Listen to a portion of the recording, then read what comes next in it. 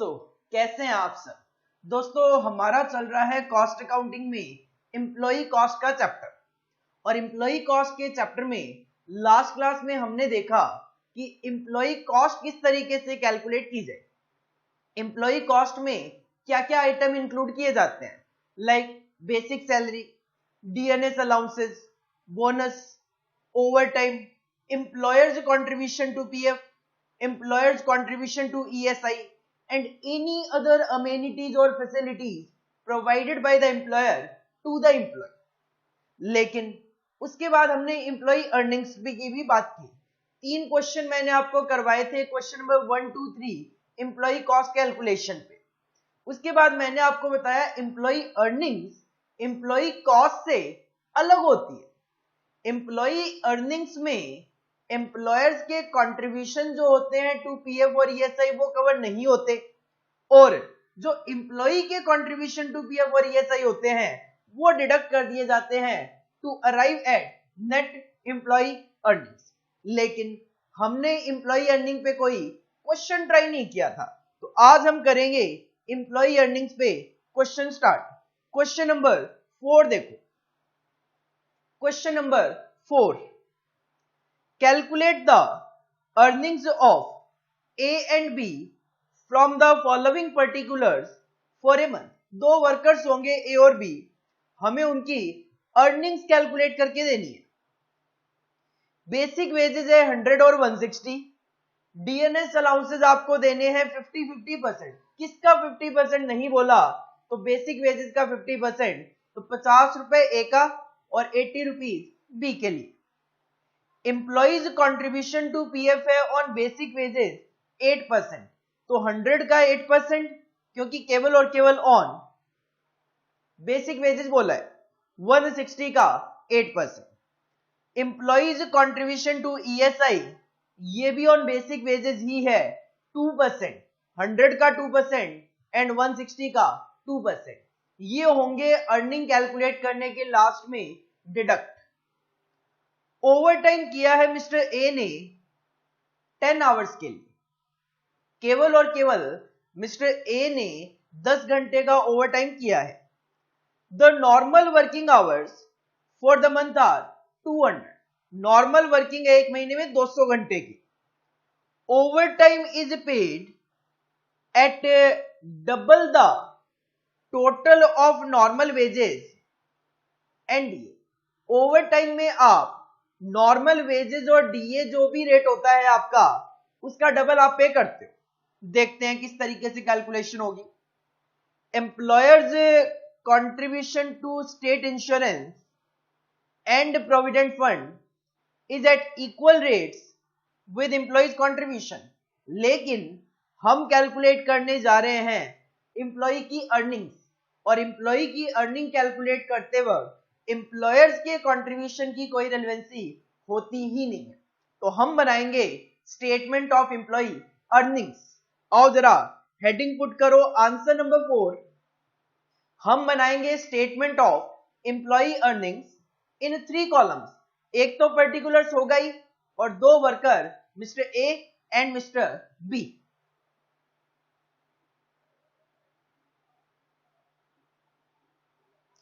सबसे पहले क्वेश्चन में देखें तो बेसिक वेजेस है 100 रुपीज और 160, तो हम सबसे पहले स्टेटमेंट में लिखेंगे बेसिक सैलरी। बेसिक सैलरी लिख दो, बेसिक वेजेस लिख दो, एक ही बात है 100 रुपीज एंड 160। इसके बाद आप ऐड करेंगे डीएनएस अलाउंस 50%। किसका नहीं बोला तो आप सिंपल बेसिक वेजेस का 50% ले सकते हो। तो डीएनएस अलाउंस 50%, 100 का 50% विल बी 50 और 160 का 50% विल बी 80। इसके बाद क्वेश्चन ने कहा एम्प्लॉइज कंट्रीब्यूशन टू पीएफ और एम्प्लॉइज कंट्रीब्यूशन टू ईएसआई, लेकिन एम्प्लॉय की अर्निंग कैलकुलेट करते वक्त ये प्लस तो नहीं होते, ये तो लास्ट में जाके माइनस होते हैं, तो एक बार इन दोनों को स्किप कर देते हैं। ओवरटाइम आपने पे करना है 10 आवर्स के लिए, और ये केवल और केवल मिस्टर ए ने 10 घंटे ओवरटाइम किया है, और क्वेश्चन का कहना है ओवरटाइम में आपको डबल मिलेगा किसका, नॉर्मल और डीए दोनों का। देखो अगर मैं इन दोनों का टोटल कर लूं यहां पे तो मेरे लिए कैलकुलेशन थोड़ी इजी हो जाएगी। 150 एंड 240, दोनों का टोटल आ रहा है 150 और 240। As per question mister A ने 10 घंटे का ओवर टाइम किया है। इसका मतलब ये 150 रुपए की जो वेजेस है, ये 150 रुपए की वेजेस कितने घंटों के लिए है। क्वेश्चन का नॉर्मल वर्किंग आवर्स जो है वो है 200 घंटे। इसका मतलब ये 150 रुपए की वेजेस है आपकी 200 घंटों के लिए। इसका मतलब 1 घंटे का रेट आ गया 75 पैसा। 150 divided by 200.75 multiply by, as per question आपको मिलेगा डबल। अगर ये 75 पैसा पर आवर है, आपको मिलेगा डबल, तो आपको मिलेगा 1.5 पर आवर, 1.5 रुपए पर आवर आपको मिलेगा। और आप ओवर टाइम कितने घंटे कर रहे हो, 10 घंटे। तो अगर आपको 1.5 रुपया पर आवर मिलेगा तो 10 घंटों के लिए ओवर टाइम के लिए आपको 15 रुपए मिलेंगे। मिस्टर बी ने कोई ओवर टाइम नहीं किया तो इट विल बी नील। बाकी क्वेश्चन में एम्प्लॉयर्स के जो कंट्रीब्यूशन है वो तो आप कंसीडर करते नहीं हो जब आप एम्प्लॉय की अर्निंग्स कैलकुलेट करते हो। तो ये आ जाएगा आपका ग्रॉस एम्प्लॉय अर्निंग 165 एंड 240। लेकिन एक्चुअल में एम्प्लॉय की अर्निंग इतनी नहीं होगी, क्योंकि एम्प्लॉय के जो कंट्रीब्यूशन टू पीएफ और ईएसआई होते हैं वो उनकी अर्निंग में से डिडक्ट कर लिए जाते हैं। तो पहले बात करें एम्प्लॉइज कंट्रीब्यूशन टू पीएफ की, तो 8% है ऑन बेसिक वेजेस। तो आप लिखेंगे minus employees contribution to PF. Basic wages है 100 रुपए, इसका 8% 8 रुपए। मिस्टर बी के केस में बेसिक वेजेस है 160, तो 160 का 8% इट विल बी 12.8। बिल्कुल इसी तरीके से नेक्स्ट आइटम हम डिडक्ट करेंगे employees contribution to ESI 2% on basic wages, 2% on basic wages. तो आप माइनस करेंगे employees contribution to ESI, basic wages है 100 रुपीज की, इसका 2% विल बी ₹2 और 160 का 2% इट विल बी 3.2। बाकी कुछ तो है नहीं क्वेश्चन में, एम्प्लॉयर्स के कंट्रीब्यूशन की कोई रेलेवेंसी नहीं है। जब आप एम्प्लॉय की अर्निंग कैलकुलेट कर रहे हो तो अकॉर्डिंगली एम्प्लॉय की अर्निंग आपको पता चलेगी, that will be net employee earning आएगी आपकी मिस्टर ए के केस में 155 और मिस्टर बी के केस में it will be 224। That will be the total earnings of Mr. A and B. This is simple answer of question number 4. अगर आपका concept clear है कि एम्प्लॉय अर्निंग में क्या आता है और क्या नहीं आता, तो आप easily statement of employee earning prepare कर सकते हो। इसको आप कॉपी कर लो।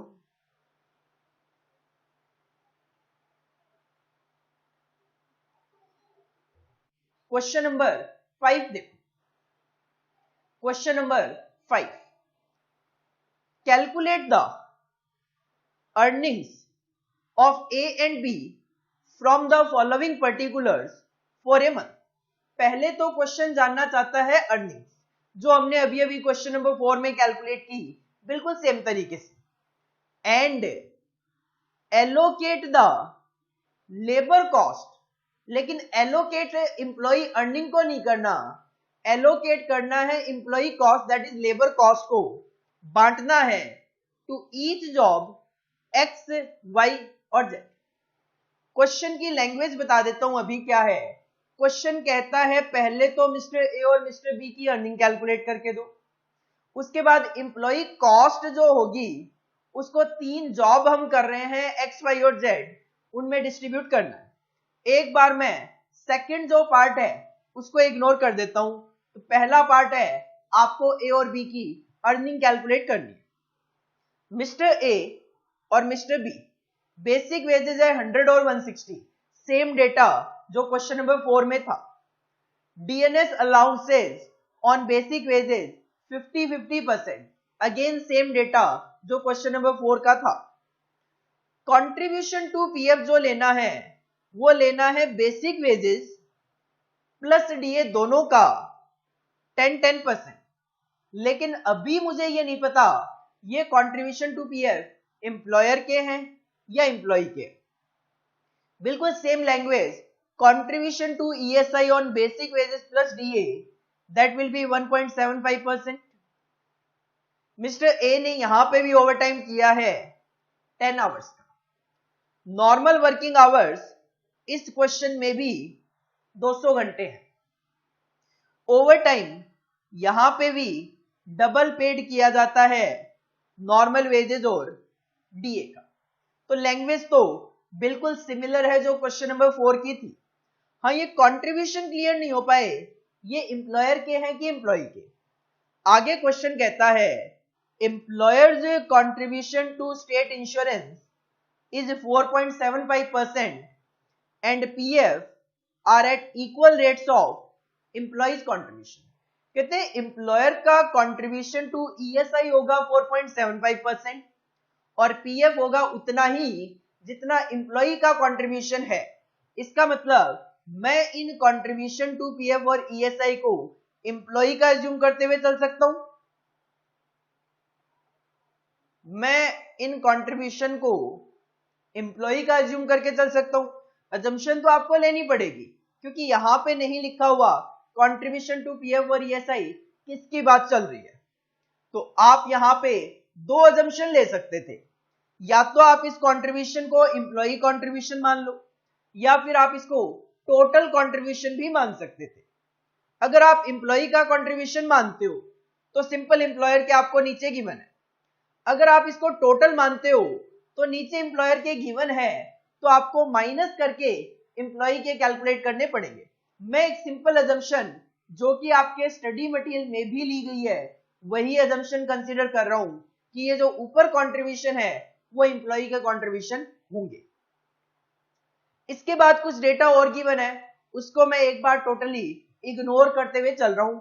मैं केवल और केवल कॉन्सेंट्रेट कर रहा हूं earning of mister A and mister B. आओ जरा आंसर पे बिल्कुल सेम तरीके से जो आपने क्वेश्चन नंबर 4 का आंसर बनाया, हेडिंग पुट करो आंसर नंबर 5। पहली रिक्वायरमेंट है क्वेश्चन की स्टेटमेंट ऑफ एम्प्लॉय अर्निंग्स अपने को बना के देना है। 3 कॉलम में ये बन जाएगा पर्टिकुलर्स ए एंड बी। सबसे पहले as per question basic wages है 100 और 160, तो आप लिखोगे बेसिक वेजेस या बेसिक सैलरी 100 एंड 160। इसमें आप ऐड करेंगे DNS allowances on basic wages 50%, तो डीएनएस अलाउंसेस आप लिखोगे 50%, दैट विल बी 50 एंड 80। तो सम अप भी वही आएगा जो क्वेश्चन नंबर 4 में आ रहा था 150 एंड 240। इसके बाद क्वेश्चन में कंट्रीब्यूशन टू पीएफ और ईएसआई गिवन है। एम्प्लॉय अगर मैं एम्प्लॉय की अर्निंग कैलकुलेट कर रहा हूं तो फिलहाल मेरे लिए कंट्रीब्यूशन की कोई रेलेवेंसी नहीं है। हाँ, ओवर टाइम किया है मिस्टर ए ने 10 आवर्स, नॉर्मल आवर्स है 200 और ओवर टाइम के लिए आपको डबल पे करना है। सेम कैलकुलेशन हम ऐड करेंगे ओवर टाइम। ये जो 150 रुपए की वेजेस है मिस्टर ए की, ये है नॉर्मल वर्किंग आवर 200 घंटे के लिए, तो 75 पैसे का रेट है। लेकिन ओवर टाइम में आपको मिलेगा डबल, तो आपको मिलेगा 1.5 रुपए पर आवर और ओवर टाइम के आवर्स है आपके 10, तो 15 रुपए ओवर टाइम हो जाएगा मिस्टर ए के लिए। इसके अलावा एम्प्लॉयर्स के कंट्रीब्यूशन गिवन है जिसकी कोई रेलेवेंसी फिलहाल मेरे लिए नहीं है। तो अकॉर्डिंगली आप यहां पे पहले अपनी ग्रॉस एम्प्लॉय अर्निंग कैलकुलेट कर सकते हो जो कि बिल्कुल सेम आएगी जो कि क्वेश्चन नंबर 4 के आंसर में आ रही थी। बस आप कह सकते हो ये जो क्वेश्चन नंबर 5 है वो 4 का थोड़ा सा एक्सटेंशन है। अब आप क्या करते हो, इसमें से एम्प्लॉइज के जो कंट्रीब्यूशन होते हैं वो लेस कर देते हो। एम्प्लॉइज के कंट्रीब्यूशन मैंने एज्यूम करे हैं ये 10% और 1.75। पहले ले लेते हैं कंट्रीब्यूशन टू पीएफ, तो हम माइनस करेंगे employees contribution to PF that is 10%। किसका 10%? तो यहां पे बेसिक वेजेस प्लस डीए का 10% लेना है और दोनों का एडिशन था 150, तो 150 का 10% in case of mister A 15 rupees, mister B के केस में टोटल है 240, तो 240 का 10% इट विल बी 24। इसी तरीके से हम माइनस करेंगे employees contribution to ESI on basic wages plus DA 1.75%। Basic wages plus DA का टोटल 150 है, तो आप माइनस करेंगे एम्प्लॉइज कंट्रीब्यूशन टू ईएसआई 150 का 1.75%, 150 का 1.75%, that will be 2.625, 2.625। ये थोड़ा ऊपर नीचे हो गया, ये 24 रुपए ऊपर की फिगर थी जो मैंने गलती से नीचे लिख दी है, तो इसको शिफ्ट करवा देते हैं।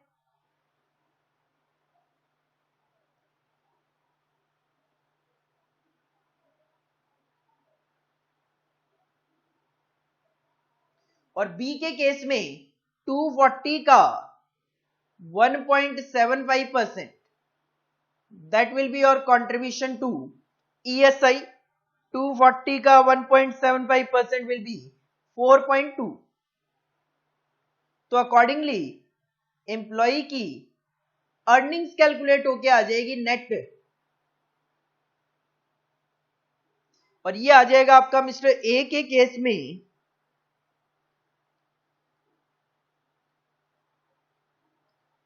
147.375, 147.375, और मिस्टर बी के केस में इट विल बी 211.8, 211.8। ये तो क्वेश्चन की पहली रिक्वायरमेंट थी एक तरीके से कि एम्प्लॉय की अर्निंग्स कैलकुलेट करके दो मिस्टर ए और बी। इसके बाद क्वेश्चन ने कहा एलोकेट करनी है आपको लेबर कॉस्ट। जो भी आपकी लेबर कॉस्ट एम्प्लॉय कॉस्ट आए उसको एक्स वाई और जेड में एलोकेट करना है। एलोकेशन की बात तो तब आएगी जब मैं पहले लेबर की कॉस्ट कैलकुलेट करूं, जब आएगी जब मैं पहले लेबर की कॉस्ट कैलकुलेट करूं। तो इसके लिए आपको बनाना पड़ेगा स्टेटमेंट ऑफ एम्प्लॉय कॉस्ट, इसके लिए आपको बनाना पड़ेगा स्टेटमेंट ऑफ एम्प्लॉय कॉस्ट। तो हम बनाएंगे सेकेंड पॉइंट में statement of employee cost in 3 columns, particulars, mister A and mister B. सबसे पहले आप कंसीडर करोगे बेसिक वेजेस 100 और 160, तो हम लिखेंगे बेसिक सैलरी या फिर बेसिक वेजेस 100 एंड 160। अब हम कैलकुलेट करें एम्प्लॉय कॉस्ट। डीएनएस अलाउंस लेने हैं आपको ऑन बेसिक वेजेस 50%, तो हम ऐड करेंगे DNS allowance 50%, that will B ₹50 and 80, और इन दोनों का टोटल 150 एंड 240। इसके बाद कंट्रीब्यूशन टू पीएफ और कंट्रीब्यूशन टू ईएसआई है, लेकिन ये है एम्प्लॉय के, तो एम्प्लॉय कॉस्ट की कैलकुलेशन में एम्प्लॉय के कंट्रीब्यूशन तो नहीं आते। ओवर टाइम जो है 10 घंटे का वो केवल और केवल मिस्टर ए का है। और एक लास्ट लाइन और पढ़ना चाहूंगा मैं इस क्वेश्चन में कि जो ओवर टाइम है वो आपकी जो 3 जॉब चल रही थी एक्स वाई और जेड, उसमें से केवल जॉब वाई पे ही ओवर टाइम किया गया है। Over time of course employee cost का पार्ट तो है, लेकिन ये जो एम्प्लॉय कॉस्ट होगी ओवर टाइम की ये एक्स वाई और जेड में तीनों में एलोकेट नहीं होनी, ये केवल और केवल वाई में जाएगी, क्योंकि ये ओवरटाइम आपने केवल जॉब वाई पे किया है। एक बार मैं इस ओवरटाइम को स्किप कर रहा हूं। क्यों कर रहा हूं अभी आपको थोड़ी देर में समझ आ जाएगा। हाँ, इसके बाद एम्प्लॉयर्स के जो कंट्रीब्यूशन है वो आप एम्प्लॉय कॉस्ट में कंसीडर करते हो। एम्प्लॉयर्स कंट्रीब्यूशन आपने लेना है 4.75%, तो हम कंसीडर करेंगे employer's contribution to PF 4.75%। Question ने ये नहीं बोला कि employer's contribution to state insurance जो 4.75% लेना है किसका 4.75%, लेकिन अगर ऊपर क्वेश्चन में कंट्रीब्यूशन बेसिक प्लस डीए का चल रहा था तो मैं यहां पे नीचे भी बेसिक प्लस डीए का ही कंसीडर करके चलूंगा। 4.75% ऑफ 150, तो ऐड करेंगे एम्प्लॉयर्स कंट्रीब्यूशन टू पीएफ 150 का 4.75%, that will be 7.125। और इसी तरीके से बी के केस में 240 का 4.75%, that will be 11.4। इसके बाद क्वेश्चन ने कहा कि पीएफ में जो एम्प्लॉयर के कंट्रीब्यूशन है these are at equal rate of employees contribution, और एम्प्लॉइज कंट्रीब्यूशन टू पीएफ था आपका 10%, तो यहां पे एम्प्लॉयर्स कंट्रीब्यूशन टू ईएसआई भी आपको 10% ही कंसीडर करना है। तो 10% ऑफ 150, तो इट विल बी 150 का 10% 15 रुपए, और यहां पे 240 का 10% 24। ये हो गया थोड़ा सा उल्टा, ये है ईएसआई का और ये है आपका पीएफ का।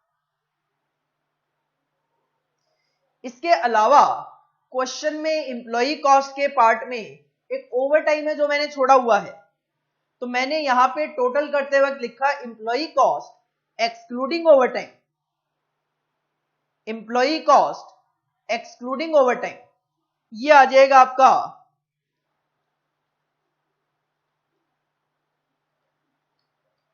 172.125, 172.125, जिसको आप राउंड ऑफ में 172 लिख सकते हो। और बी के केस में इट विल बी 275.4, 275.4। इसमें हम लास्ट में जाके ऐड करेंगे ओवरटाइम। ओवरटाइम कितना, वही सेम फिगर जो आपने पहले कैलकुलेट कर रखी है, ओवरटाइम 15 रुपए का होगा मिस्टर ए के केस में।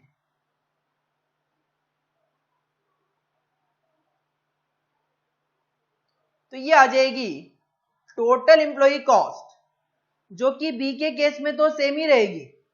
हाँ, ए के केस में ड्यू टू ओवरटाइम ये 15 रुपए से बढ़ गया, तो it will be 187.125। This is the employee cost. लेकिन क्वेश्चन कहता है इस एम्प्लॉय कॉस्ट को जॉब एक्स वाई और जेड में आपने एलोकेट करना है, बांटना है। तो क्वेश्चन जहां मैंने छोड़ा वहीं पे आते हैं। The two workers mister A और मिस्टर बी वर एम्प्लॉयड, काम कर रहे हैं ऑन जॉब एक्स वाई और जेड। ये जो दो वर्कर है मिस्टर ए और मिस्टर बी, ये तीन जॉब पे काम कर रहे हैं, जॉब एक्स, जॉब वाई और job Z, in the following proportion. अब मिस्टर ए और मिस्टर बी अपना कितना कितना टाइम किस किस जॉब पे दे रहे हैं।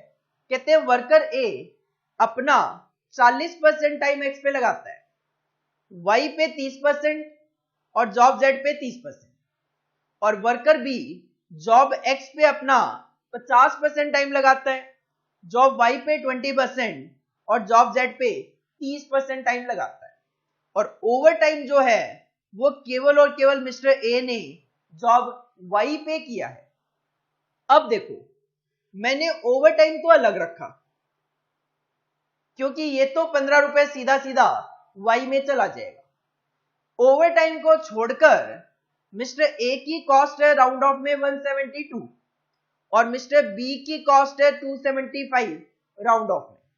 और मुझे क्या करना है, सिंपली इन कॉस्ट को जॉब एक्स और वाई और जेड में जो क्वेश्चन में प्रोपोर्शन गिवन है उस प्रोपोर्शन में डिस्ट्रीब्यूट करना है, सिंपल। आओ जरा बनाते हैं एक statement. Third point, allocation of employee cost.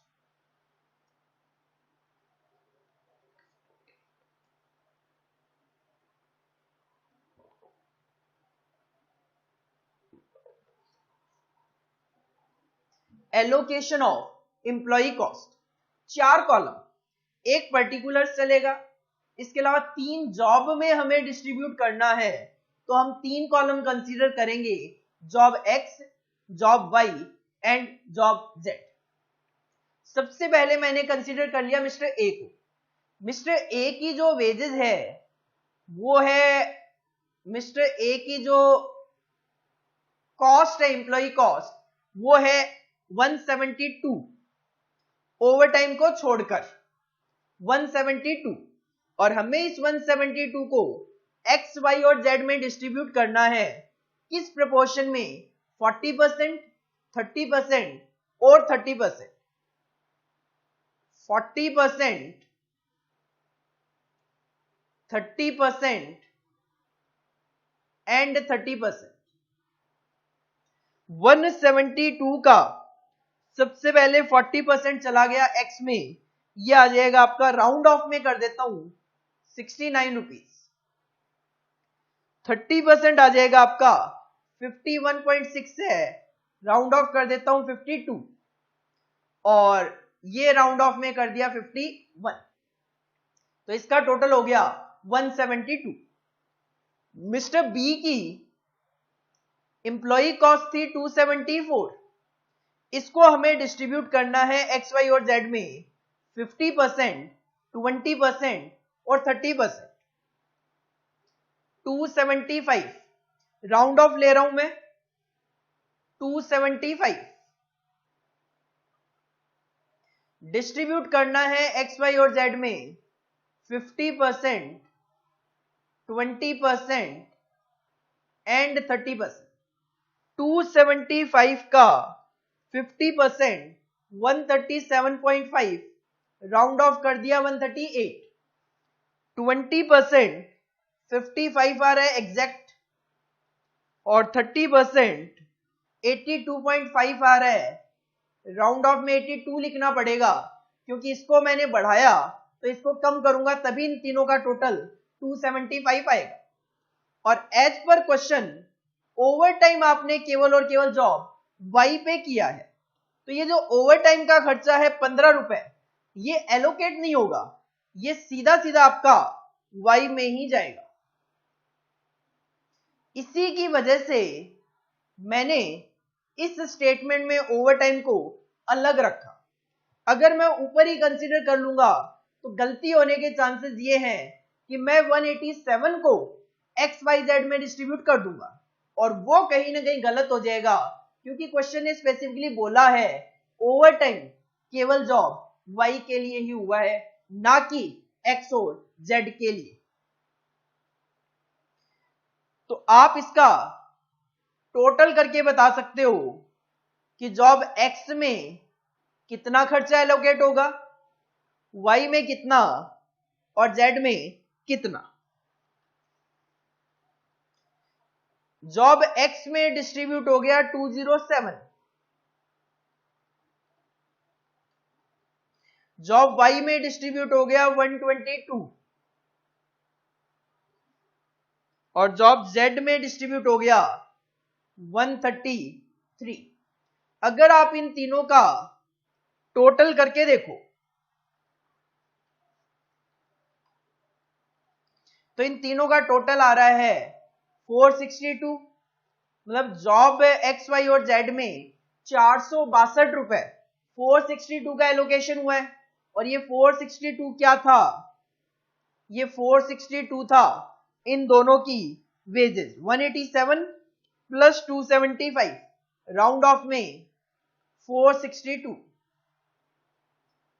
तो क्वेश्चन क्या चाहता था, क्वेश्चन यही तो चाहता था कि जो भी लेबर कॉस्ट हो 462 उसको एलोकेट कर दो एक्स वाई और जेड में। जैसे क्वेश्चन ने कहा वैसे हमने एलोकेट कर दिया। This is the answer number 5 जिसमें 3 रिक्वायरमेंट थी।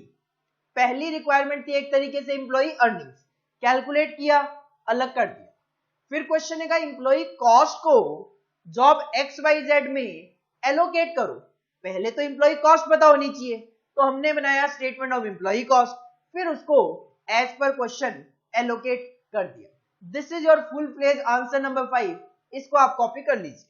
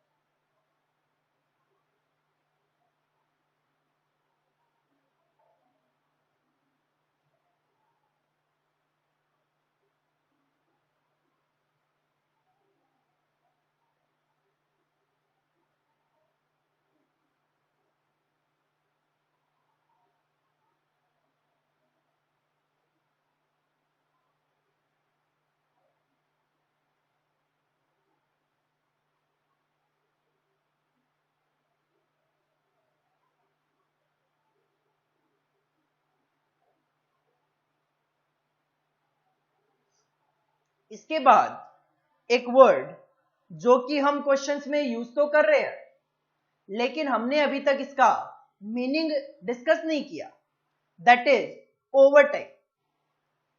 ओवर टाइम, देखो आप स्टूडेंट में से मोस्टली को ओवर टाइम का मीनिंग पता होता है। नॉर्मल वर्किंग आवर्स के बियॉन्ड अगर कोई वर्कर काम करता है this is known as over time. से एग्जांपल, अगर एक वर्कर की नॉर्मल टाइमिंग है सुबह 10 बजे से लेकर शाम को 6 बजे तक, तो वो सुबह 10 बजे से पहले अगर कोई काम करे और 6 बजे के बाद अगर कोई काम करे, हॉलीडेज में कोई काम करे, तो वो सारे के सारे टाइम कहलाते हैं ओवर टाइम। तो ओवर टाइम का सिंपल मतलब क्या है, वर्किंग गेटिंग एक्सटेंडेड। अगर आप अपनी वर्किंग को एक्सटेंड कर देते हो, 10 से 6 बजे का टाइम है, 6 बजे के बाद भी और 10 बजे से पहले भी काम करते हो, एक्सटेंड कर देते हो beyond normal working hours, this time is known as over time. अब जो ओवर टाइम होते हैं, आपने क्वेश्चन नंबर 4 और क्वेश्चन नंबर 5 में ओवर टाइम देखा भी, और वहां पे दोनों क्वेश्चन में एक लाइन लिखी हुई थी ओवर टाइम के लिए आपको डबल मिलता है। तो नॉर्मली एक वर्कर ओवर टाइम केवल और केवल तभी करता है जब उसको ओवर टाइम में एक्स्ट्रा पेमेंट मिले। तो such payments are made usually at a higher rate, और वो हायर रेट नॉर्मली अगर मैं बात करूं डबल होता है। हमेशा डबल हो ऐसा जरूरी नहीं है, क्योंकि वो तो वर्कर्स और एम्प्लॉयर के बीच में एक म्यूचुअल अंडरस्टैंडिंग है कि वर्कर्स और एम्प्लॉयर कितने पे सेटिस्फाई हो जाए। एक एम्प्लॉयर का 1.5 गुना दूंगा, एम्प्लॉय उस पर भी सेटिस्फाई है, ठीक है। लेकिन नॉर्मल प्रैक्टिस ये है, ओवर टाइम में एक एम्प्लॉयर अपने एम्प्लॉय को डबल रेट पे करता है। डबल रेट का मतलब, अगर सुबह 10 बजे से लेकर शाम को 6 बजे तक एक वर्कर को 10 रुपए पर आवर मिलते हैं, तो ओवर टाइम के लिए उसको नॉर्मली 20 रुपए पर आवर मिलेंगे। और ये जो 20 रुपए का मैं पेमेंट बोल रहा हूं, this is the over time payment. और इस ओवर टाइम पेमेंट के अंदर दो चीजें इंक्लूड होती है, एक तो नॉर्मल रेट जो उसको 10 रुपए पर आवर मिल रहा था, प्लस जो एक्स्ट्रा 10 रुपए पर आवर मिल रहा है, that is known as over time premium. तो जो भी एक्स्ट्रा पेमेंट मिलते हैं, in over time in comparison with normal, तो उस एक्स्ट्रा को बोला जाता है ओवर टाइम प्रीमियम। तो ओवर टाइम का मीनिंग नॉर्मल वर्किंग आवर्स के बियॉन्ड अगर आप वर्किंग करते हो, this is known as over time. Over time के केस में एम्प्लॉयर एम्प्लॉय को हायर रेट पे करता है, नॉर्मल से ऊपर जितना भी हाई रेट पे किया जाता है, this is known as over time premium. अब ये जो ओवर टाइम है, आपने एम्प्लॉय कॉस्ट कैलकुलेट किया, एम्प्लॉय कॉस्ट में आप ओवर टाइम को ऐड करते हुए चल रहे हो। एक तो ये ट्रीटमेंट है कि भाई एम्प्लॉय कॉस्ट में ओवर टाइम की कॉस्ट इंक्लूड हो रही है। दूसरा, आपने अभी अभी देखा क्वेश्चन नंबर 5 में भी, क्वेश्चन नंबर 5 में कि ओवर टाइम जो था 10 आवर्स का, वो केवल जॉब वाई पे किया गया था, तो हमने उसकी कॉस्ट केवल और केवल जॉब वाई में लिखी और एक्स और जेड में नहीं लिखी। इन सारी बातों को यहां पे बोला गया ट्रीटमेंट ऑफ ओवर टाइम। मतलब ये जो ओवर टाइम का खर्चा है, इसको कॉस्ट अकाउंटिंग में किस तरीके से ट्रीट किया जाए। और जब ओवर टाइम के ट्रीटमेंट की बात आती है, तो ये एनालाइज किया जाता है कि ओवर टाइम जो ऑर्गेनाइजेशन ने किया है, उसके पीछे कारण क्या है, उसके पीछे रीजन क्या है। और वो रीजन हो सकते हैं 3। वो रीजन हो सकते हैं 3। क्या क्या? If over time is worked on a specific job, जो कि आप अभी अभी देखकर आए, 10 घंटे का ओवर टाइम मिस्टर ए ने जॉब वाई पे किया, तो if over time is worked on specific job at the request of the customer, the cost is booked as a direct labour cost on that job. अगर over time किसी specific job पे किया जा रहा है, तो ओवर टाइम की cost भी उस स्पेसिफिक जॉब में ही लिखी जाएगी, दूसरी जगह कहीं नहीं लिखी जाएगी। जैसा कि आपने क्वेश्चन नंबर 5 के थर्ड पार्ट में किया, ओवर टाइम 15 रुपए केवल और केवल जॉब वाई में लिखा, एक्स और जेड में नहीं लिखा जाएगा। पहला पॉइंट तो यही है। Second point, if it is done regularly. देखो कई बार क्या होता है, मान लो एक फैक्ट्री की कैपेसिटी है कि वो 10,000 यूनिट बना सकती है पूरे साल में। एक फैक्ट्री की कैपेसिटी है कि वो पूरे साल में 10,000 यूनिट बना सकती है। उनके पास उतने ही वर्कर हैं और वो किसी कारण से उन वर्कर्स को बढ़ा नहीं सकते। सिचुएशन क्या है, एक फैक्ट्री की टोटल कैपेसिटी है 10,000 यूनिट की, उससे ज्यादा वो नहीं बना सकते और वर्कर भी एक्स्ट्रा वो नहीं लगा रहे। लेकिन उनके प्रोडक्ट की डिमांड होती है 12,000 यूनिट की। उनको पता है कि मेरे प्रोडक्ट की डिमांड होगी 12,000, लेकिन मेरे पास कैपेसिटी है 10,000 यूनिट की, तो 2,000 एक्स्ट्रा यूनिट बनवाने के लिए मैं ओवर टाइम करूंगा ही करूंगा। कंपनी को पहले से इस बात का पता है, तो कहते हैं if it is done regularly throughout the year, तो कंपनी क्या करेगी, पूरे साल ही इस तरीके से काम करती है, ओवर टाइम करवा के कि 10,000 की बजाय 12,000 यूनिट बन जाए। तो फिर ऐसा क्यों किया जाता है? ऐसा किया जा रहा है ड्यू टू लेबर शॉर्टेज।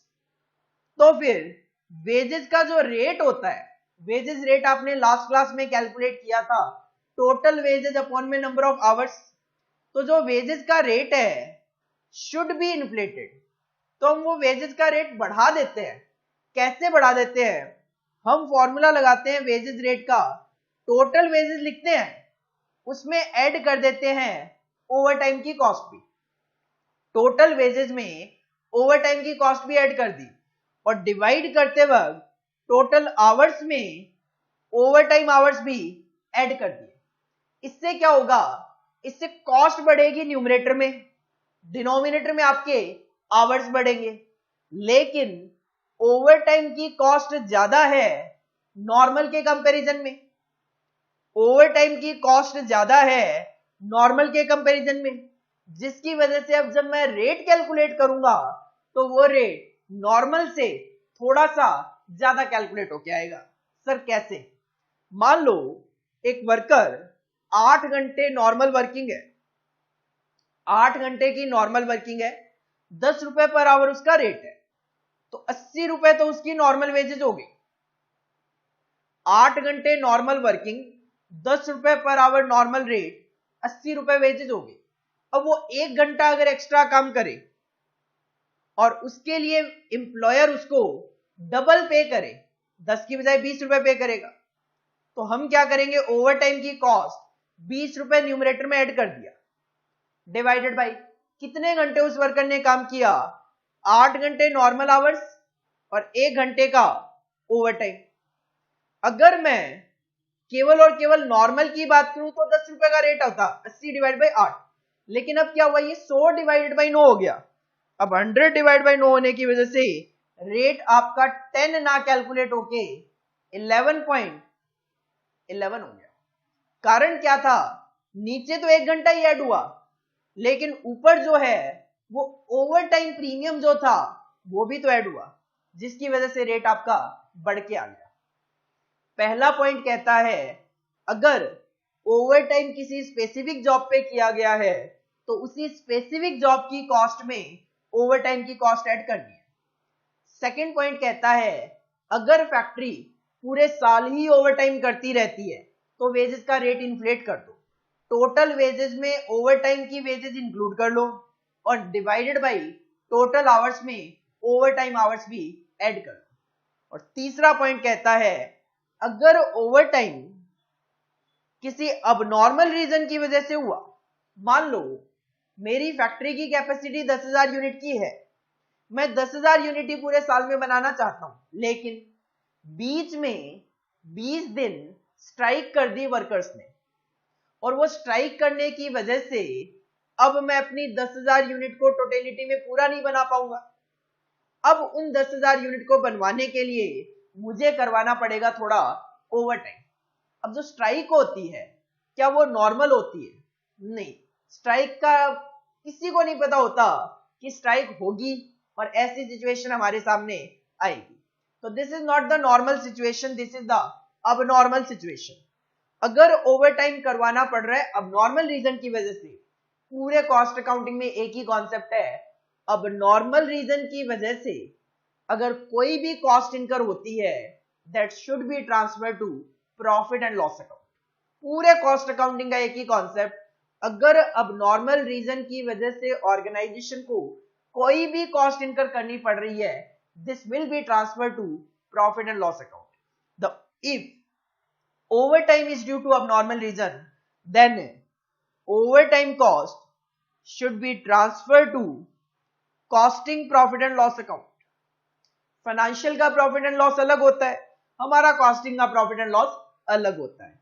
तो हम अबनॉर्मल रीजन की वजह से कोई भी कॉस्टिंग में कॉस्ट इनकर हो रही है, should be transfer to costing profit and loss account. तो ओवर टाइम क्या है? नॉर्मल वर्किंग आवर के बियॉन्ड जो भी वर्किंग होगी that is known as over time. Over time में एक एम्प्लॉयर अपने एम्प्लॉय को हायर रेट पे करता है, तो ओवर टाइम में जो पेमेंट होते हैं उसके दो पार्ट होते हैं, एक नॉर्मल रेट होता है और दूसरा जो पार्ट होता है उसको ओवर टाइम प्रीमियम बोला जाता है। ओवर टाइम का कॉस्ट अकाउंटिंग में ट्रीटमेंट क्या करना है, रीजन पे डिपेंड करता है। पहला, अगर किसी स्पेसिफिक जॉब के लिए ओवर टाइम हुआ है, उसी जॉब में जाके ओवर टाइम की कॉस्ट को ऐड कर दो। दूसरा, अगर regularly throughout the year organisation overtime करती है, वेजेस का रेट बढ़ा दो। कैसे? Wages rate is equal to total wages including overtime cost divided by total hours plus overtime hours. और अगर ये ड्यू टू अबनॉर्मल रीजन है, should be transfer to profit and loss account. Heading put करो overtime और इस slide को as it is copy कर लो।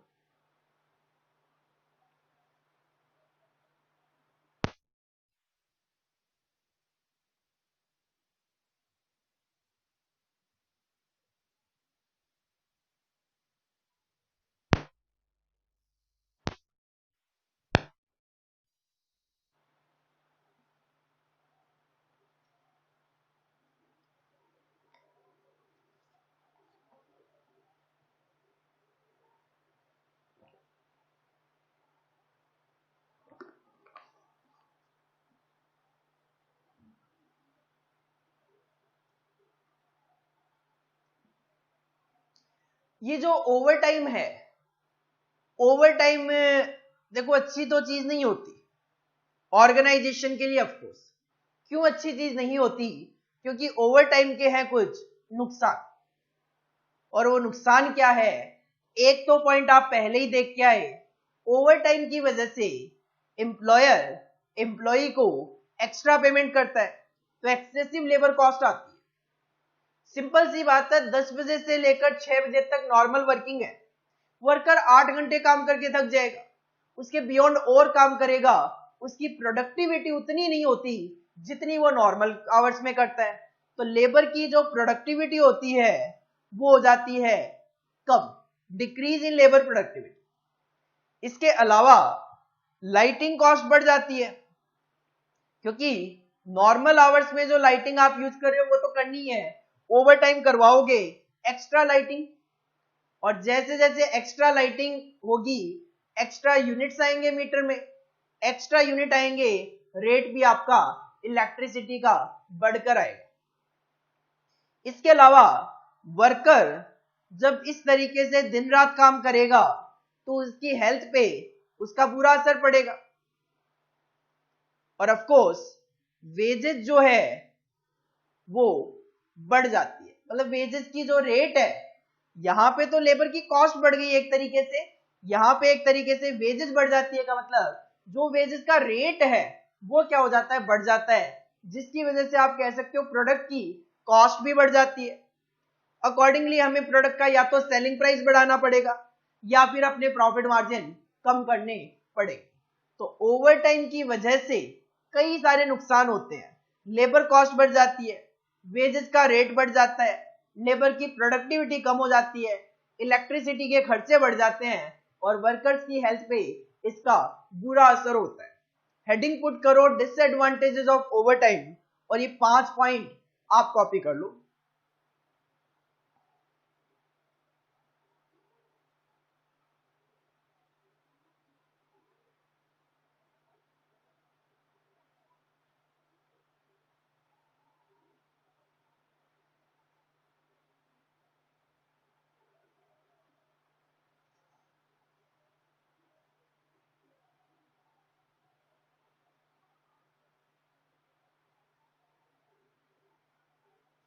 Over time पे कुछ क्वेश्चन बनते हैं, लाइक एक क्वेश्चन बनता है ट्रू फॉल्स में, जो कि आपके एग्जाम में जून 2017 में पूछा भी गया था। क्वेश्चन क्या था? When overtime wages are incurred due to the general policy of the company. General policy of the company का मतलब है कि ठीक है ओवर टाइम करना ही पड़ेगा, मजबूरी है। Arising due to lack of capacity, जैसा मैंने अभी आपको बताया था कि मेरी कैपेसिटी तो 10,000 यूनिट बनाने की है, लेकिन मुझे पता है मार्केट में डिमांड 12,000 यूनिट होगी, तो मैं पूरे साल इसी तरीके से ओवर टाइम करवाने की कोशिश करता हूं। Normal wages are treated as direct labour cost and the premium on overtime wages is treated as factory overhead.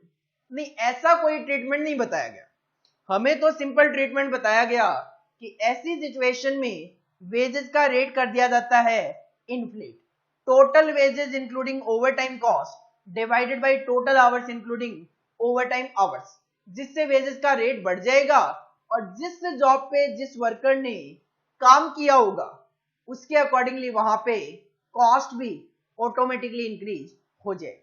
तो दिस इज द फॉल्स, इसका आंसर होगा ऑफ कोर्स ये गलत है।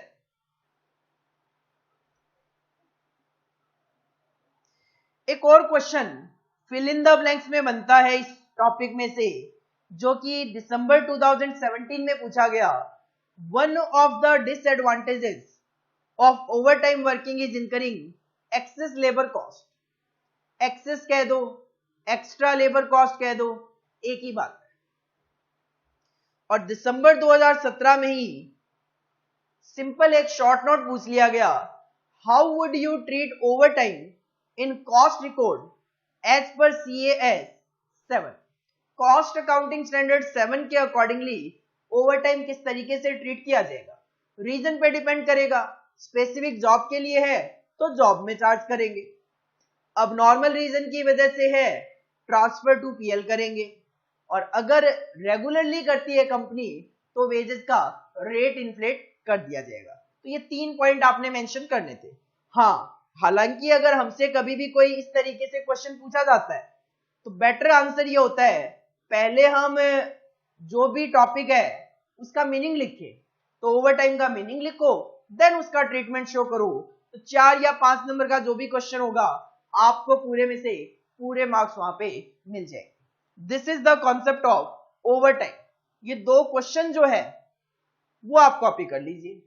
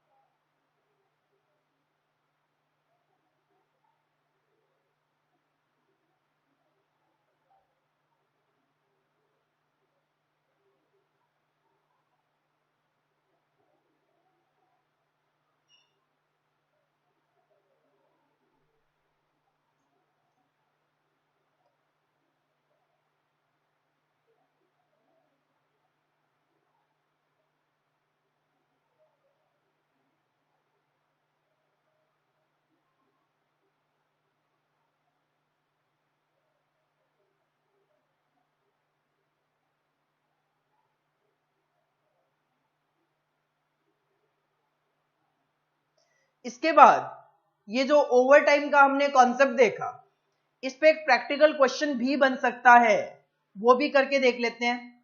क्वेश्चन नंबर 6 से देखो।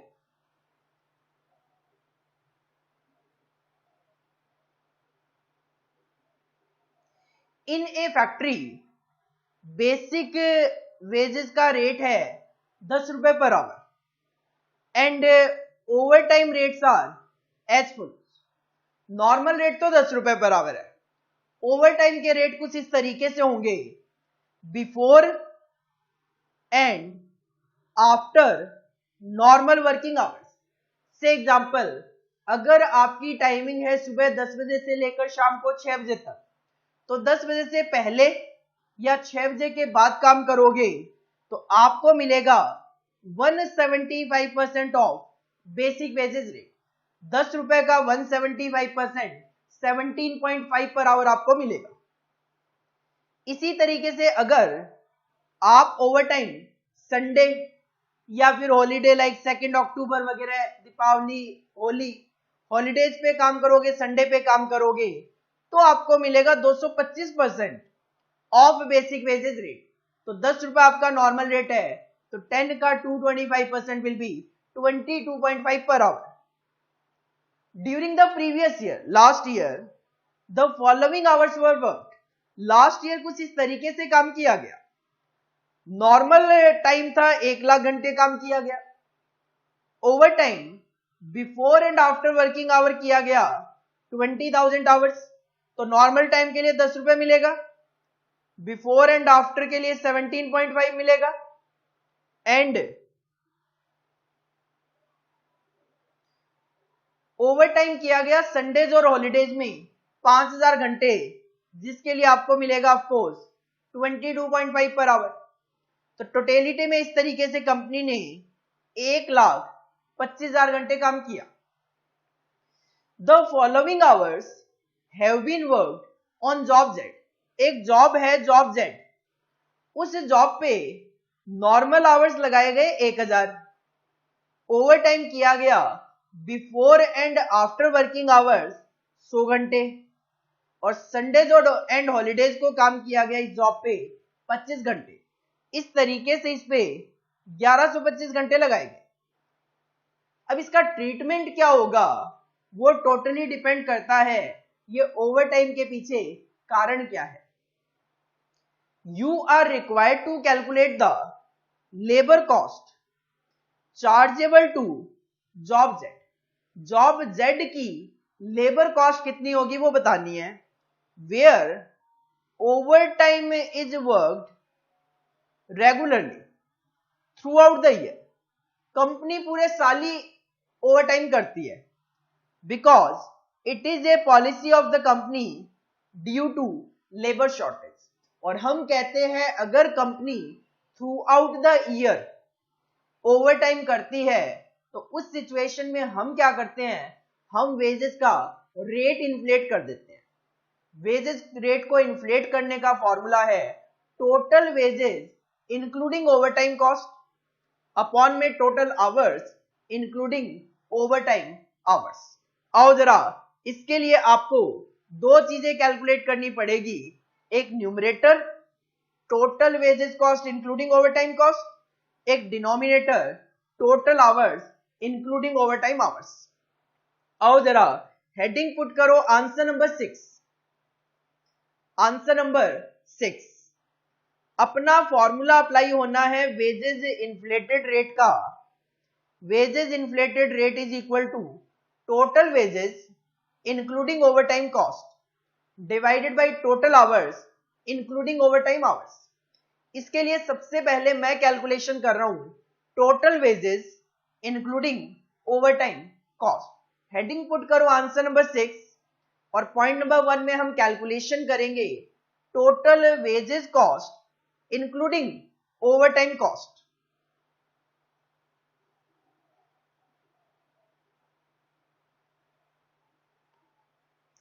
सबसे पहले अगर मैं क्वेश्चन देखूं, क्वेश्चन का नॉर्मल रेट है 10 रुपए पर आवर का और नॉर्मल वर्किंग है 1 लाख घंटे की। तो इसका मतलब नॉर्मल वर्किंग आवर्स है, नॉर्मल वर्किंग आवर्स जो हैं वो है 1 लाख घंटे। उनके लिए आपको मिलेगा नॉर्मल रेट 10 रुपए पर आवर। तो नॉर्मल वर्किंग के लिए वेजेस हो गई 10 लाख रुपए की। Before and after normal working hours rate मिलेगा आपको 175% ऑफ ₹10 और आपने काम किया है 20,000 घंटे। तो हम लिखेंगे before and after normal working hours के लिए आवर्स तो है 20,000, नॉर्मल रेट था 10 रुपए और as per question over time में दिया जाएगा 175%। तो 20,000 इंटू 17.5 दैट विल बी 3,50,000, 3,50,000। और संडेज ऑन डे हॉलीडेज में मिलेगा 225% ऑफ बेसिक वेजेस रेट और काम हुआ है 5,000 घंटे। तो संडेज एंड हॉलीडेज में 5,000 घंटे, 1 घंटे का नॉर्मल रेट 10 रुपए, but in Sundays and holidays it will B 225%। तो 500 नहीं, 5,000 इंटू 22.5 दैट विल बी 1,12,500, 1,12,500। तो टोटल वेजेस बन रही है जिसमें ओवर टाइम की कॉस्ट भी इंक्लूड है, दैट इज 14,62,500। पूरे साल की टोटल वेजेस बन रही है including overtime cost 14,62,500 divided by, और ये टोटल आवर्स बन रहे हैं क्वेश्चन में गिवन है 1,25,000। इसका मतलब पूरे साल की total cost including overtime cost 14,62,500 है, divide by total hours including overtime hours 1,25,000 घंटे। तो 1 घंटे का रेट इन्फ्लेट हो गया। जो नॉर्मल रेट था 10 रुपए वो इन्फ्लेट होकर 11 रुपए 70 पैसा हो गया। अब आप क्या करोगे, हर 1 घंटे की वेजेस का रेट है 11 रुपए 70 पैसा। 1 घंटे की वेजेस का रेट है 11 रुपए 70 पैसा और जॉब जेड में टोटेलिटी में 1125 घंटे काम हुआ, टोटेलिटी में 1125 घंटे काम हुआ। 1 घंटे का रेट है 11 रुपए 70 पैसा, तो 1125 घंटे की वेजेस कितनी होगी, दैट विल कम 13,162.5, 13,162 रुपए 50 पैसा। 13,162.5 that will be the labor cost which will be charged in job Z अगर company regularly throughout the year over time करवाती है तो this is the application of over time treatment. Answer number 6, इसको आप copy कर लो।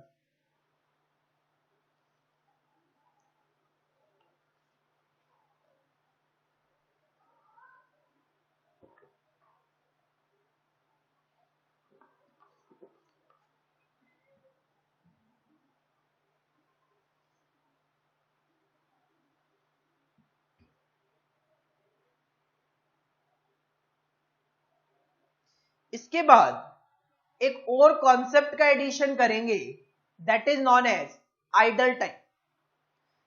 Idol का मतलब होता है वेस्ट। आइडल का मतलब होता है वेस्ट। आइडल का मतलब होता है वेस्ट। तो आइडल टाइम का मतलब होता है वेस्ट टाइम। ऐसा टाइम जिसमें एम्प्लॉई काम नहीं करता, this time is known as idle time, waste time. लेकिन उस वेस्ट टाइम के लिए भी एम्प्लॉई को वेजेस मिलती है। सर ऐसे कौन से टाइम होते हैं? अगर आपकी टाइमिंग है 10 बजे से लेकर 6 बजे तक की, तो सिंपल आप गधों की तरह 10 बजे से लेकर 6 बजे तक काम तो नहीं करते, बीच में लंच टाइम भी होता है, थोड़ा रेस्ट वगैरह भी आप ले लेते हो, अंगड़ाइयां भी ले लेते हो, सिंपल सी बात है। तो वो टाइम ऐसा टाइम है जिसमें वर्कर एम्प्लॉयर को काम नहीं करके देता, लेकिन उस टाइम के लिए वर्कर को वेजेस तो मिल ही रही है। तो टाइम ड्यूरिंग वेज वर्कर्स या मशीन, हम अभी एम्प्लॉय कॉस्ट की बात कर रहे हैं तो मेन हमारे लिए वर्कर्स है।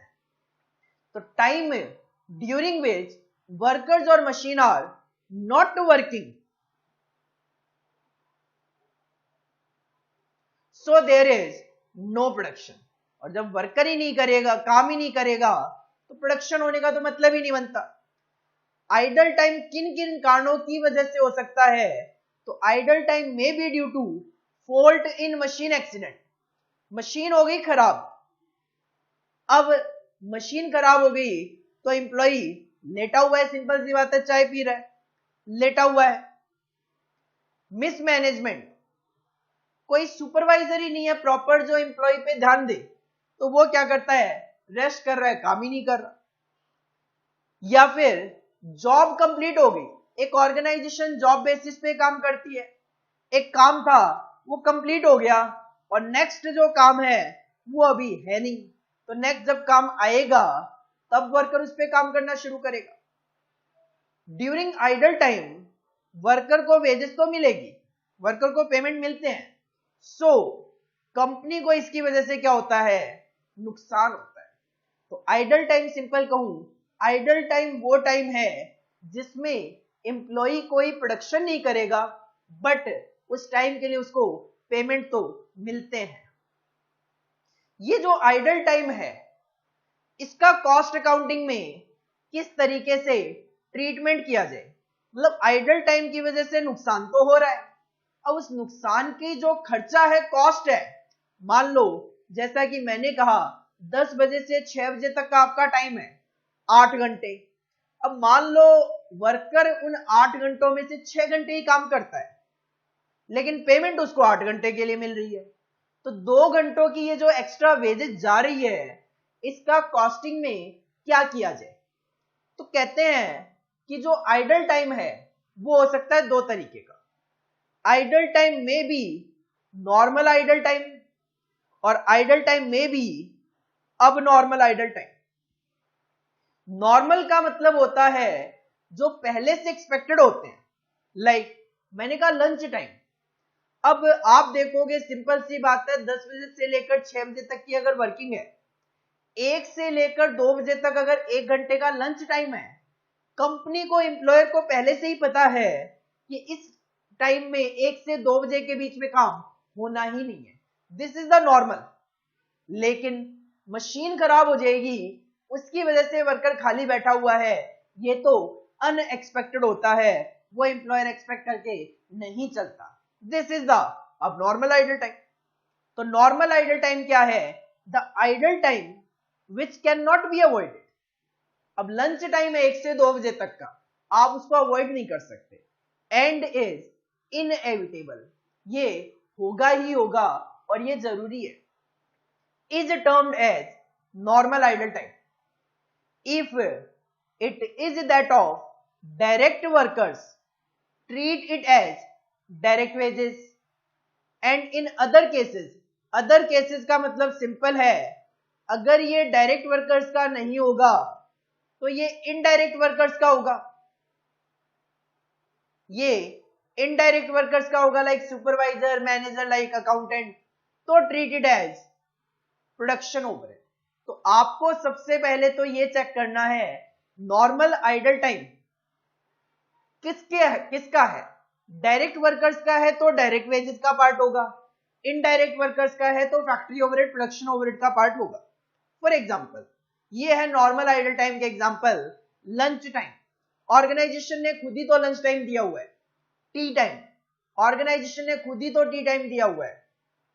Walk from factory gate to the place of work etcetera, company को पहले से ही पता है फैक्ट्री के गेट पे जब वर्कर एंटर करेगा और अपने डिपार्टमेंट में पहुंचेगा, उसके बीच में इतनी दूरी है कि 2 मिनट वहां पे लगेंगे, that will be the wasted time, company को पहले से ही पता होता है।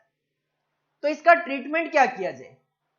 ट्रीटमेंट है डायरेक्ट वेजेस में चला जाएगा डायरेक्ट वर्कर्स का idle time, normal idle time, और इनडायरेक्ट वर्कर्स के नॉर्मल आइडल टाइम की कॉस्ट प्रोडक्शन ओवरहेड में चली जाएगी। बट कैसे जाएगी, उसका तरीका क्या है? Treatment, the cost of normal idle time, जैसा कि मैंने कहा 10 बजे से लेकर 6 बजे तक 8 घंटे की वर्किंग, उसमें से मान लेते हैं 1 घंटा लंच के लिए प्रोवाइड करवाया गया, 10 रुपए पर आवर का अगर रेट है तो उस 1 घंटे की कॉस्ट हो गई 10 रुपए, तो 10 रुपए is called cost of normal idle time, should be charged from the product, और वो ऑटोमेटिकली हो जाएगा, क्योंकि जब आप कॉस्ट शीट बनाओगे प्रोडक्ट की, उसमें डायरेक्ट वेजेस में डालोगे डायरेक्ट वर्कर्स के नॉर्मल आइडल टाइम की कॉस्ट, और प्रोडक्शन ओवरहेड में लिखोगे इनडायरेक्ट वर्कर्स के नॉर्मल आइडल टाइम की कॉस्ट, तो वो ऑटोमेटिकली प्रोडक्ट से चार्ज हो जाएगी। लेकिन तरीका क्या है भाई? Inflating the wages rate. लेकिन चार्ज करने का तरीका ये है, हम बढ़ा देते हैं वेजेस का रेट, और वेजेस के रेट को बढ़ाने का तरीका क्या है? फॉर दिस पर्पज हम कैलकुलेट करते हैं इफेक्टिव आवरली रेट।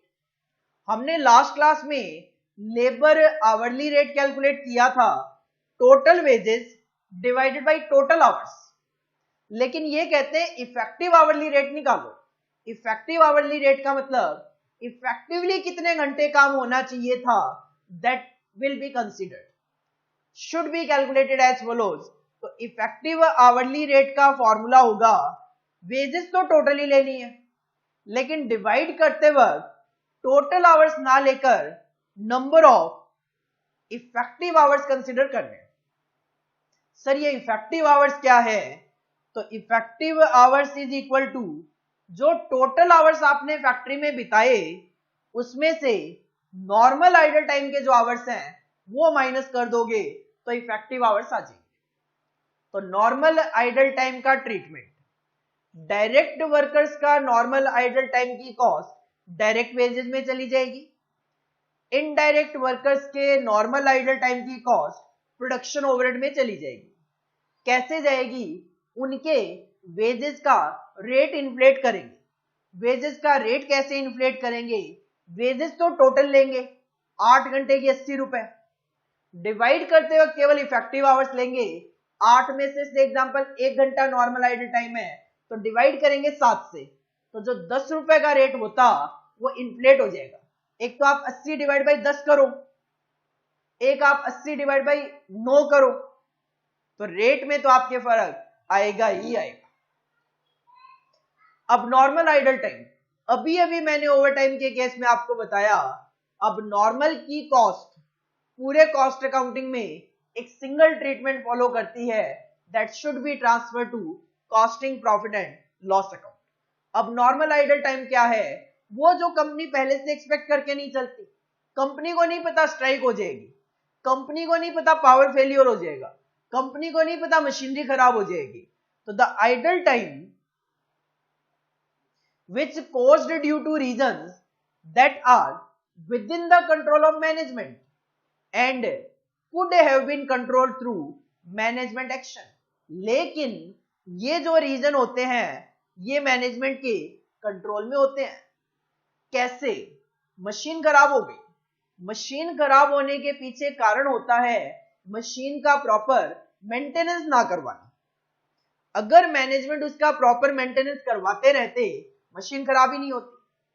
स्ट्राइक होने के पीछे कारण होता है dispute between the employer and employ.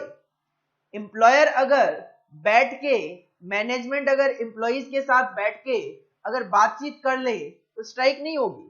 तो these are the reason which are within the control of management is called अब नॉर्मल आइडल टाइम। लेकिन वो एक्सपेक्टेड नहीं होते। से एग्जांपल, मशीन खराब हो जाएगी, उसको रोका जा सकता है by proper maintenance. Non availability of raw material, उसको रोका जा सकता है सेफ्टी स्टॉक मेंटेन करके। पावर फेलियर रोका तो नहीं जा सकता, बट जनरेटर लगाकर उसका सब्स्टिट्यूट तो आप क्रिएट कर ही सकते थे। ट्रीटमेंट पूरे कॉस्टिंग में एक अब नॉर्मल का, transfer it to costing profit and loss account. एक नोट लिखा हुआ है यहां पे, when a direct worker is paid on a monthly fixed salary basis. मान लो एक डायरेक्ट वर्कर है और आप उसको जो पेमेंट करते हो वो करते हो मंथली, वो भी फिक्स्ड सैलरी। एक वर्कर है जिसको आप 10,000 रुपए पर मंथ पे करते हो। अब अगर वो खाली बैठ जाए तो क्या उसकी कोई आइडल टाइम की कॉस्ट है? नहीं, उसकी कोई आइडल टाइम की कॉस्ट नहीं है। क्योंकि उसको तो 10,000 रुपए ही देने हैं, भले ही वो खाली बैठा रहे, भले ही काम कर ले। तो ऐसा कहा जाता है कि there is no idle time cost. इसका मतलब एक डायरेक्ट वर्कर जो फिक्स्ड मंथली सैलरी पे होता है उसके आइडल टाइम की कोई कॉस्ट होती ही नहीं है, क्योंकि उसको तो 10,000 रुपए ही मिलने हैं। भले ही मैं उससे 6 घंटे काम कराऊं, 8 घंटे काम कराऊं, ना काम कराऊं, डजेंट मैटर, उससे कोई फर्क पड़ता ही नहीं।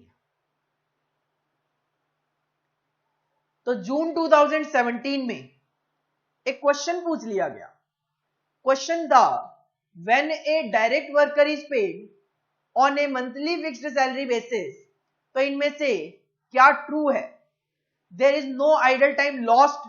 नहीं, टाइम तो लॉस्ट हो ही सकता है। देखो, ऐसा थोड़ी ना है कि आप फिक्स्ड सैलरी पे करोगे वर्कर को तो वो खाली बैठ ही नहीं सकता, बैठ तो सकता है। There is no idle time cost. हाँ, उस खाली बैठने के लिए अलग से कोई कॉस्ट आपको इनकम नहीं करनी पड़ रही। तो आंसर तो बी ही है। सीओडी भी पढ़ देता हूं। Idle time cost is separated and treated as overhead. हम तो कहते हैं आइडल टाइम कॉस्ट ही नहीं होती, सेपरेट करने का तो मतलब ही नहीं होता। And the salary is fully treated as factory overhead cost. नहीं, ऐसा कोई कॉन्सेप्ट हमने नहीं पढ़ा। तो आंसर विल बी बी। एक और क्वेश्चन जो आपके एग्जाम में 2 बार पूछ लिया गया, दिसंबर 17 में भी पूछा और दिसंबर 18 में भी पूछा, हो सकता है दिसंबर 19 में भी पूछा जाए। Cost of idle time arising due to non availability of raw material. अभी अभी हमने पढ़ा non availability of raw material एक रीजन है जो कि अब नॉर्मल में कवर होता है, और इसकी जो आइडल टाइम कॉस्ट होती है that should be transfer to costing profit and loss account. पहला पॉइंट कहता है recovered by inflating the raw material rate. नहीं, ऐसा नहीं है, क्योंकि रॉ मटेरियल से तो हमारा लेबर में कोई मतलब ही नहीं है। Recovered by inflating the wage rate ये तब होता जब आपका रीजन नॉर्मल रीजन होता। चार्ज टू फैक्ट्री ओवरहेड, नहीं, ऐसा भी हमने नहीं पढ़ा। Charge to costing PL account, that will be your answer. तो आंसर विल बी डी। और जून 2018 में हमारे एग्जाम में एक और क्वेश्चन पूछा गया, आइडल टाइम है क्या? Idle time is time spent by workers in office. मैं 10 से 6 बजे तक अगर 8 घंटे टाइम निकाल रहा हूं ऑफिस में, तो क्या वो आइडल टाइम है? ऑफ कोर्स नहीं। Time spent by workers in factory, नहीं ऐसा भी नहीं है। अगर मैं फैक्ट्री में 10 से 6 बजे बैठूं तो क्या वो सारा का सारा आइडल टाइम है? ऑफ कोर्स नहीं। Time spent by workers off their work, off their work का मतलब जब वो काम नहीं कर रहा होता और टाइम बिता रहा होता है, हाँ this is the idle time. और time spent by workers on their job, of course answer will be C. तो सिंपल अगर मैं बात करूं आइडल टाइम के बारे में, तो आइडल टाइम वो टाइम है जो कि वर्कर वेस्ट कर देता है, जिसके पीछे नॉर्मल और अबनॉर्मल कोई भी कारण हो सकता है, बट उसके लिए एम्प्लॉयर एम्प्लॉय को पेमेंट तो करता है। नॉर्मल आइडल टाइम की जो कॉस्ट होती है वो प्रोडक्ट से चार्ज कर ली जाती है, जिसका तरीका है inflating the wage rate. Formula बना टोटल वेजेस अपॉन में नंबर ऑफ इफेक्टिव आवर्स, और इफेक्टिव आवर्स से टोटल आवर्स माइनस में नॉर्मल आइडल टाइम। और अब नॉर्मल आइडल टाइम की कॉस्ट को हम ट्रांसफर कर देते हैं कॉस्टिंग पीएल अकाउंट में। थियोरेटिकली काफी बार हमारे एग्जाम में इसमें से क्वेश्चन पूछा भी गया है। हेडिंग पुट करो आइडल टाइम और उसका मीनिंग कॉपी करो सबसे पहले।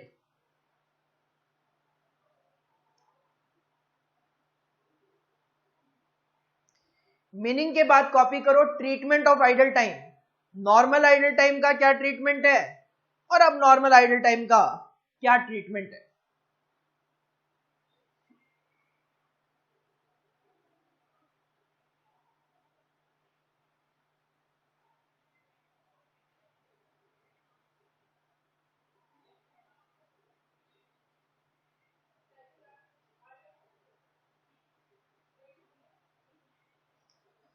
नेक्स्ट स्लाइड पे ये जो नोट लिखा हुआ है इसको भी कॉपी कर लो कि अगर कोई direct worker fixed salary monthly basis पे हो तो उसके लिए कोई आइडल टाइम कॉस्ट नहीं कंसीडर की जाती।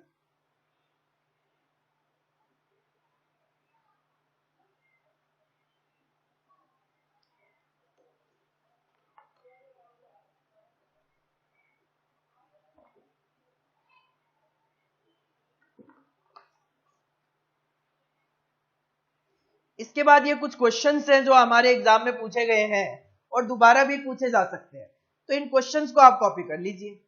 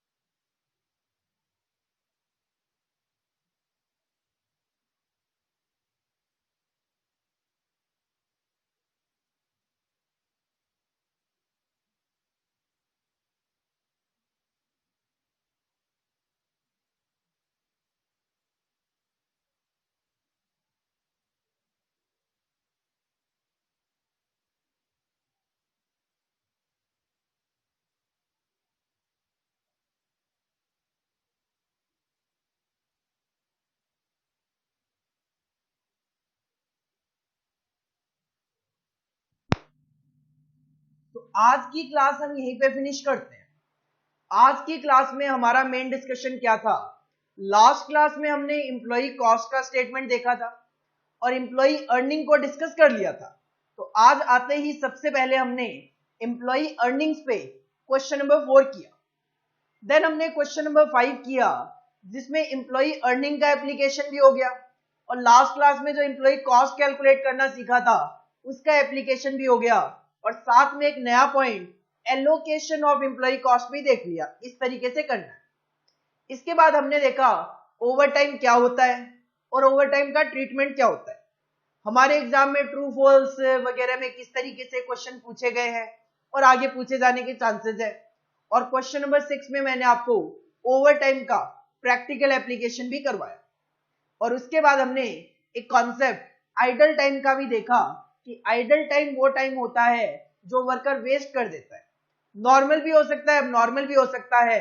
नॉर्मल प्रोडक्ट की कॉस्ट में चार्ज कर लिया जाए और अब नॉर्मल कॉस्टिंग पीएल में ट्रांसफर कर दिया जाए। और इसमें भी हमारे एग्जाम में किस तरीके से पास्ट में क्वेश्चन पूछे गए हैं वो भी हमने डिस्कस किए हैं। तो नेक्स्ट क्लास में आप ये जो हमने 3 या 4 कॉन्सेप्ट जो पढ़े हैं, employee cost, employee earnings, overtime और आइडल टाइम, ये 4 कॉन्सेप्ट रिवाइज करके आओ। इन्हीं कॉन्सेप्ट को कंसीडर करते हुए और नए पॉइंट्स ऐड करते हुए नेक्स्ट क्लास हम कंटिन्यू करेंगे। Thank you, all the best.